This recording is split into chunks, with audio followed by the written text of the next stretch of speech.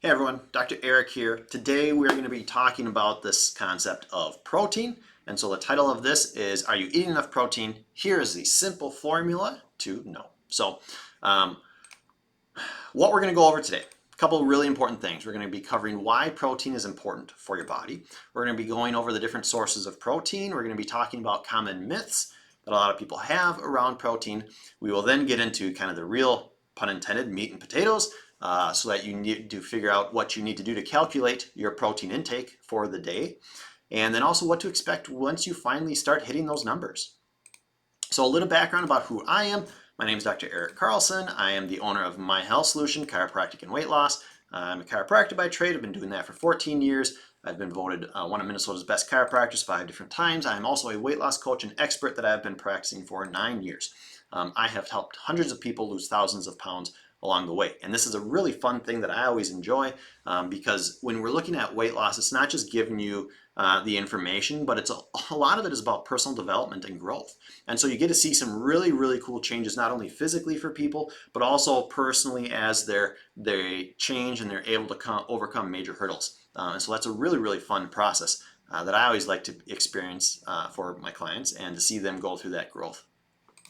So let's get into this. So why is protein essential for your body? So there's a couple of really important roles that protein plays. One of them is that it is a major building block of your body, right? So this is important for maintaining and repairing different tissues throughout the body. So it's also involved in so many different bodily functions. Muscle repair is major, as a really big part of it, but immune support and many others. So like I said, muscle repair and regrowth is really, really important when we're looking at protein. Your muscles and tissues will break down every day. Whether this is from just daily injuries, or not daily injuries, but injuries, repetitive injuries, or just daily breakdown. Your body is consistently breaking down. And so you need protein to help repair a lot of that breakdown that's happening. Like I said, really important when we're looking at helping maintain muscle mass. And this is also very, very important as you age. As we age, our body continually breaks down our muscle. And on top of that, if you are using your muscles very little, meaning not doing any weight resistance, weight bearing exercises, your body gets rid of that. And it becomes very, very difficult as you age to put muscle back on. And that's super important when you're looking at not only longevity, quality of life, but being able to do the things that you want to do when you're looking at movement, ability to get around, all of that type of stuff. Really, really important. Also, obviously, overall health and wellness. So, when you're looking at body growth, healthy skin, healthy hair, healthy nails, super important when you're looking at protein, but it's also very important when you're looking at the production of enzymes, hormones, and different bodily chemicals that your body is going through on a daily basis. Really, really important part of our overall body. It's also important when we're looking at it from the standpoint of food and nutrition, especially when you're looking at it from satiety, how you're feeling, how full you're feeling after you eat. This is one of, if not the most filling macronutrient to really help control hunger, and it also helps reduce your caloric intake. So, quick refresher, macronutrients are fats, proteins, and carbs, okay? And so those three are the core essential nutrients that our body needs to be alive. And so protein out of those three, like I said, is one of the most filling nutrients out of those. Also really important from the standpoint of stabilizing blood sugars, reducing cravings and energy crashes, but it will also help boost your metabolism, right? So it actually takes more energy for your body to break down protein than it does to break down fats and carbs. And so there's a little bit of an increased caloric burn when you're burning calorie, or when you're burning and breaking down and absorbing and then using protein. And so there's a little bit higher overall increased caloric consumption to breaking down proteins. But then, like I said, it also really supports a higher metabolism. This allows you to just even burn more calories on a day-to-day basis, even when you're sleeping, versus when your metabolism is lower, you're not going to be burning as many calories on a daily basis. Like I said, really, really important, especially when you're looking at helping people lose weight, but also very important in helping you maintain it very easily. There's a lot of people that talk about what you need to do to lose weight, not a lot of people that talk to you about what you need to do to keep the weight off. And so protein and hitting your protein goals plays a huge role in being able to not only lose weight, but also really keep that weight off and keep it off very easily and not feel like you have to be stuck to a starvation diet the rest of your life, because obviously that's not sustainable and it's not very enjoyable. So what are some of the great and some of the best sources of protein? So, this is, it kind of is broken down in a couple different categories. We're looking at animal-based proteins, right? So when we're looking at land-based, this is where you're looking at animal products, poultry. There's going to chicken, turkey, duck, goose, beef, venison, buffalo. Great sources of protein. Pork is another great source. And there are more. This is not an exclusive list. There are other sources too. When you're looking at water-based proteins, this is going to be things like salmon, tuna, different seafood, shrimp. Water-based proteins, once again, very good source of protein. Overall, they tend to be a little lower in fat content, excluding salmon and lobster. But when I say that, I'm not saying that you should avoid salmon and lobster because they have fat in them. Fat is not good or bad. It's just that if you are, once you get into more advanced topics as far as trying to hit all of your macro goals, fats, proteins, and carbs, you want to figure out what sources of protein are good sources of protein to hit all of your goals. And salmon and lobster can be great sources of protein with that. But like I said, they tend to have a little bit higher fat content. What else? You've also got, when we're looking at animal-based protein sources, dairy is going to be the other one where there's a lot of proteins found in dairy. So Greek yogurt, cottage cheese, eggs, and then protein powders. So protein powders are one of the most common ways to help supplement protein. And whey is the most common source of protein found in protein powders. Whey is a byproduct of dairy. So it's, once again, it's not good or bad, but when we're looking at whey protein or dairy-based proteins, there's a lot of people that have issues with dairy. And so if you're trying to get dairy in, but you have a dairy sensitivity or you're not able to break it down as well, you're obviously going to want to avoid these sources of protein. And then the other one is plant-based sources. So here's the thing with plant-based sources. Once again, it's not good or bad. The challenge with most plant-based sources of protein is that while they do contain protein, they also contain a lot of additional calories associated with them. So what do I mean by that? If your goal, let's say your goal is to not use any animal-based products, so you're vegan or vegetarian.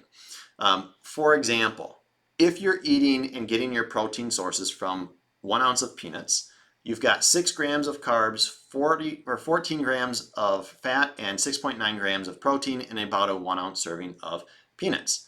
The drawback with that is that out of that 6.9 grams of protein that you're trying to get, you're getting a lot of the other stuff with it, right? Whereas if you're doing 1 ounce of chicken breast, there's 0 grams of carbs, 0.5 grams of fat, and 6.5 grams of protein for 30 calories. So you can see how even though they're relatively close to the same number or amount of protein in it, you're getting way additional, a lot more extra calories from the peanuts versus the chicken breast.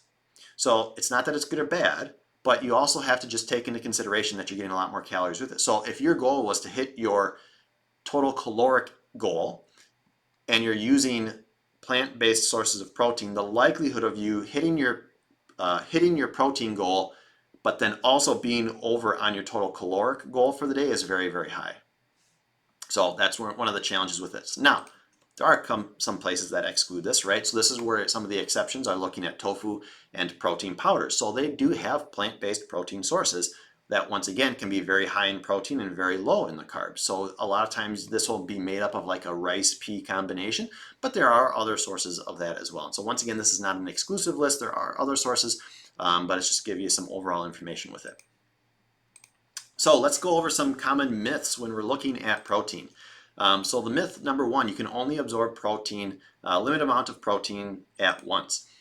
So this is not true overall, but it's partially true when we're looking at what your goals with protein intake is. So your body will absorb protein throughout the day, but where this shows up is that there may be a limited window when you're looking at using protein for muscle building, protein synthesis. This is where it's looking at kind of somewhere between 20 to 40 grams of protein per meal. And so if your goal is to really focusing on trying to build muscle, You will probably want to increase the frequency or how many times throughout the day that you're eating protein to help that protein primarily go towards the muscle repair process. But if we're looking at just trying to get your overall protein in for the day, you can eat it all in one meal. You can break it into 3 meals. It doesn't matter. Your body will still be able to absorb the vast majority of that protein for all of the other vital cellular functions. Myth number 2, high protein diets are bad for your kidneys. This is also false. There's no evidence that high protein diets can be harmful for people that have healthy kidneys. Now, where this comes into play is that if you do have a pre-existing kidney condition, you should consult your doctor before increasing your protein intake. However, the vast majority of people do not have kidney conditions. So for those people, there is no evidence that having a diet that's higher in protein does any harm to the kidneys. And here's one of the challenges that we need to look at too. There's a difference between a high diet of what your body actually consumes versus a high diet of what the average person consumes, right? So the vast majority of people are not getting enough protein in for the day. And so it's not that most people would be, it's not that this is a high protein diet. It's just that most people's protein intakes are so low that to go up to a accurate amount of protein that you should be consuming may seem high. But that's, like I said, and we'll get into that in just a little bit. Like I said, no evidence that high protein diets are bad for the kidneys. And then the last one is that eating too much protein will make you gain weight. Once again, this is also not true. Overeating any type of nutrient, whether it's fats, proteins, and carbs, will cause you to gain weight because you are in a caloric surplus. If you are consuming more calories in than what your body is able to use on a regular basis, you're in a caloric surplus, which means that whether those calories are coming from proteins or carbs or fats, you will gain more weight. So it's not that it's protein, it's just that you're eating more food than what your body can absorb and break down for what you're using on a regular basis.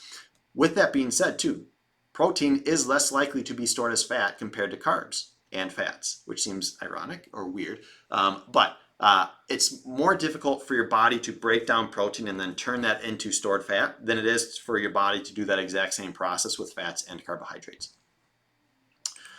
All right, next part. Let's get into the main part with this talk here. So a couple things when we're looking at how to calculate your protein goals.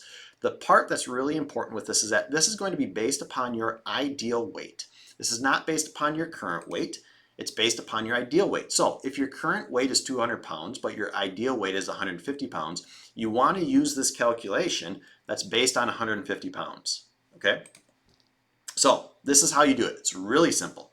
So to calculate your goal based upon your ideal weight, you're going to take your ideal weight in pounds and times it by either 0.8 to 1 gram. So that's going to be your daily protein goal in grams. So for example, somebody that weighs or is trying to get down to 150 pounds, they should be aiming for 120 to 150 grams of protein per day. Okay, so this is the part that is very interesting because the majority of people are dramatically low in their protein intake, but we'll get into that in just a bit. So how do you figure this out? This is where you want to start tracking your food. I always tell people in order to figure out where you want to go, we have to figure out where you're starting from. And if you don't know where you're starting from, it makes it really difficult as far as what directions you need to take to get to where you want to go. So there's a couple free apps out there. And this is the most the most accurate way of tracking your food. One of the things that I always tell people when we're looking at apps is that I would never expect you to be tracking your food using an app every day of the rest of your life. Super unrealistic. But the goal is that you need to learn what types of nutrients are in your foods so that you can get to the point where you don't need to track your food anymore because you just have that knowledge. But a couple apps out there, looking at MyFitnessPal, Lose It, Chronometer, all pretty decent apps when you're looking at trying to track your macros. Another kind of a hack that we're looking at here to make this process even easier is that realizing first different sources of protein will have different amounts of protein in them even though they may be the same size of same serving size. So example, 1 ounce of chicken breast has 6.5 grams of protein in it, where 1 ounce of chicken thigh has 3.4 grams of protein in it. So it's not that 1 ounce of all meats are going to be the same. But a way to kind of work around that is that on average, it's about 5.5 grams of protein in 1 ounce. between all of the different sources of protein, animal-based sources of protein, it's about 5.5 grams per 1 ounce. So if your goal is 155 grams, that means that on average you're going to be looking at 27.3 ounces. So if you're looking at your weight of 150, your daily goal for ounces of protein per day is going to be 22 to 27 ounces of protein per day. I will repeat that. If your goal, weight goal, is 150 pounds, you should be consuming 22 to 27 ounces of protein per day. That is dramatically more than what the average person brings in, which is why most people are considerably under their daily total goal for their protein intake. So now, one of the things, just a little side note, realize that let's say you're somebody that has a protein, or you take a protein shake for the day. That protein shake would be removing however many grams of protein is in that shake from this 150 gram total, right? So if you have a protein shake, on average, the typical protein shake is going to be anywhere between 22 to 27 grams of protein per scoop or per serving. And so you just take that number away from the 150, and then you do the exact same calculation, right? Another little side hack, I wasn't going to mention this, or I just didn't even think about it. It is okay to do 2 scoops of protein powder if you're having a protein shake. That's also perfectly fine. Nothing wrong with it. So, like I said, if your goal is to lose 100 or get down to 150 pounds, you should be having 22 to 27 ounces of protein a day. Like I said, this is why most people are dramatically deficient in their protein totals. So, what should you expect as you're going through this process? There's a couple things. First, you're going to feel more full. And obviously, when you feel more full, you will want to eat less, which is one of the things that helps people lose weight and maintain their weight very easily.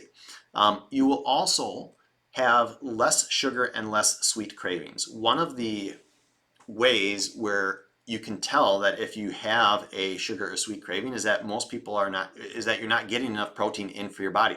For me, for example, I can tell that whenever I start to get more cravings for sweets or like cookies, those type of stuff, I'm getting that because I am not getting nearly enough protein in. And so that's one of the things that you'll also notice. Also notice that you have more energy. And like I said, because you feel full, you will be eating less food. Here's one of the things to make sure that you take into consideration though. Don't expect yourself to be hitting these values perfectly every single day right from the beginning. You have to take into consideration that you are going through a learning process. You are learning a new skill. And it is not fair to yourself to feel that you should be perfect right from the get-go. So it's a learning process. The more you do this, the easier it becomes. So don't expect that perfection right away. Give yourself the grace of learning a new skill. Because of that, it will get easier over time as long as you're giving yourself the consistency and focusing on learning the skill. And then the last part here is kind of what I was saying before. Don't have the expectation that you have to track your food every day the rest of your life. Never going to happen. The goal is to get really, really good at hitting your protein totals for the day. Whether that includes or doesn't include a protein shake, that's totally fine. Or if you're just trying to figure out and track how many ounces of protein you're eating as far as real animal sources, that's fine too. But the goal is to get in and develop some type of pattern and habit so that you know that what you need to do to hit your protein goals and do it very easily. So that's what I got. Hopefully you got some really, really good information out of this. Until next time, have a good rest of your day.